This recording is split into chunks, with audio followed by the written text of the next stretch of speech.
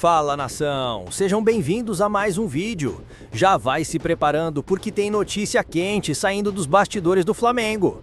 No vídeo de hoje, você vai ver: a possível contratação de John Arias reacendeu conversas importantes nos bastidores. Ao mesmo tempo, o Mengão recebeu uma boa notícia dentro de campo: Pedro. O atacante avançou no processo de recuperação. Enquanto isso, outra ponta se movimenta, a de Everton Cebolinha, que pode ter seu futuro quase decidido. E para completar, uma reviravolta na parte financeira, que pode chegar aos bolsos do rubro-negro. Então, antes de seguirmos com todos esses detalhes, já aproveita e faz o seguinte: se inscreve no canal, deixa o seu like, porque aqui você fica sempre por dentro dos bastidores e das notícias mais importantes do Mengão. Agora sim, vamos ao vídeo. John Arias no Flamengo. Vamos começar falando sobre um nome que voltou a circular com força nos bastidores do futebol brasileiro: John Arias.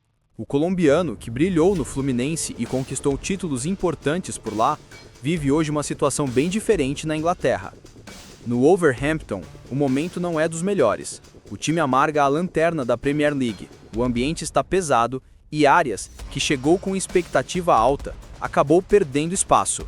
Ele vem ficando no banco, entrando pouco, e isso pesa demais para um jogador que tem ambição de disputar a próxima Copa do Mundo.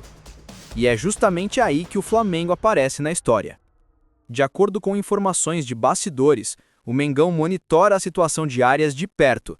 O jogador é visto internamente como um reforço de alto nível, alguém capaz de mudar o patamar do setor ofensivo, trazendo mobilidade, intensidade e aquele perfil de atleta que se encaixa no que Felipe Luiz quer para 2026. Só que tem um detalhe importante: Arias, caso volte ao Brasil, dá prioridade total ao Fluminense. Não é prioridade ao país, não é simplesmente voltar para o futebol brasileiro. É ao Fluminense. Fontes próximas ao jogador afirmam que ele se arrependeu de ter deixado o clube no momento em que saiu. E com a proximidade da Copa, o desejo dele seria voltar a um ambiente onde se sente confortável e onde brilhou. Isso, claro, atrapalha os planos do Flamengo. Mas ao mesmo tempo, existe um ponto que o rubro-negro não ignora.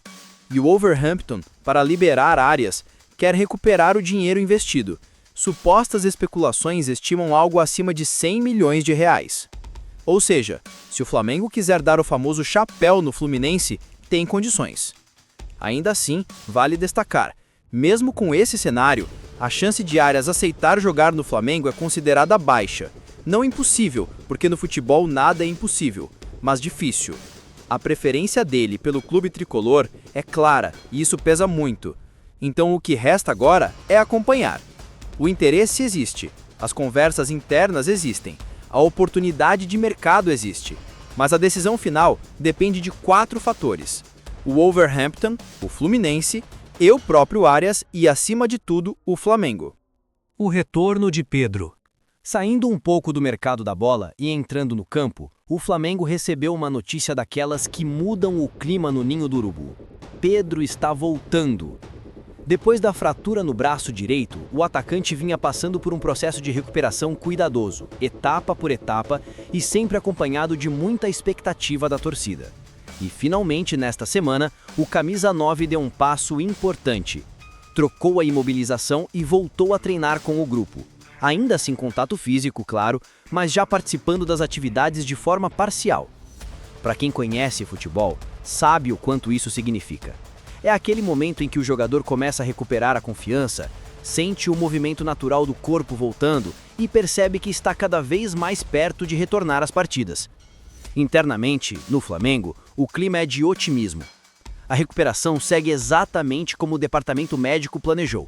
O novo suporte abaixo do cotovelo permite mais mobilidade e mostra que ele está entrando no último estágio do processo antes de ser liberado para treinos completos. E tudo isso acontece justamente quando o time entra em semanas decisivas. A final da Libertadores se aproxima, os jogos pesados vão chegando, e ter Pedro à disposição, mesmo que parcialmente, muda completamente o cenário. Porque Pedro não é simplesmente um atacante.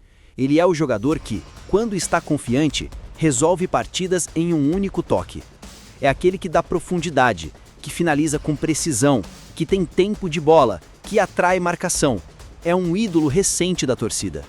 E a verdade é que o Flamengo sempre joga diferente quando ele está em campo. Por isso, quando a notícia da evolução dele foi confirmada, o torcedor respirou aliviado. Não é garantia de que ele estará no auge, mas é um sinal claro de que o pior já passou. Agora, resta acompanhar a evolução diária.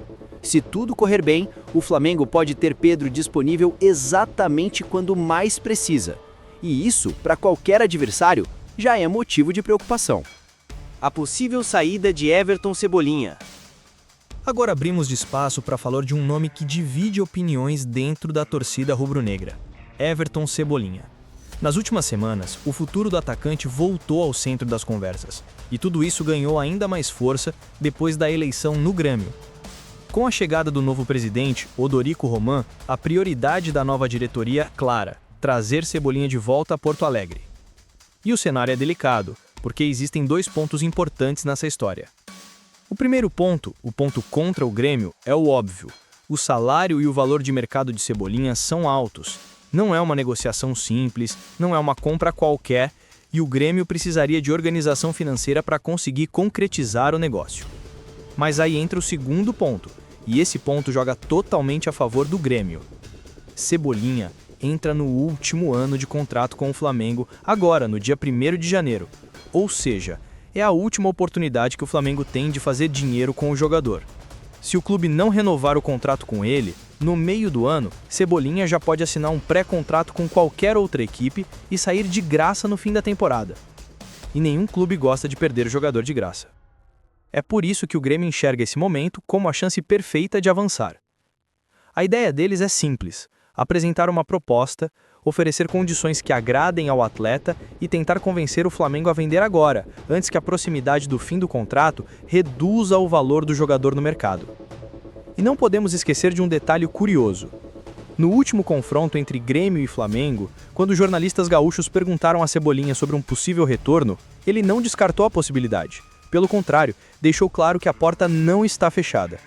Isso significa que a vontade do jogador pode pesar, e vontade do jogador em negociação costuma ser decisiva.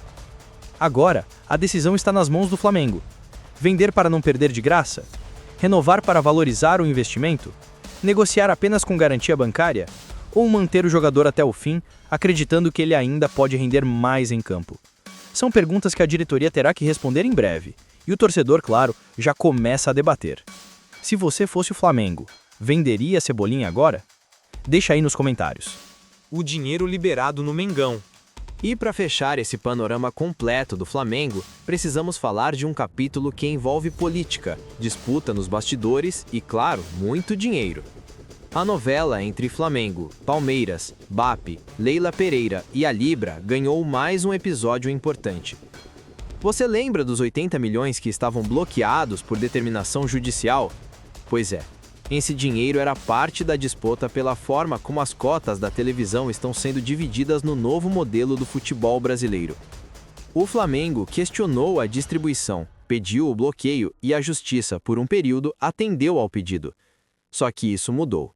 Na noite de ontem, uma juíza derrubou a liminar e determinou que a maior parte do valor fosse liberada imediatamente.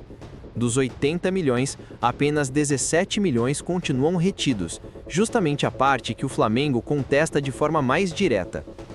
Na prática, isso significa que a maior fatia do dinheiro voltou a circular entre os clubes. E, de certa forma, representa uma derrota parcial do Flamengo nessa disputa pela divisão das cotas. É importante lembrar que, desde o início da gestão, BAP tem sido claro: ele não está satisfeito com o modelo da Libra, não está satisfeito com como o dinheiro é repartido, e sempre deixa isso explícito nas reuniões, nas falas públicas e nos bastidores. A liberação do dinheiro, portanto, muda o cenário da disputa.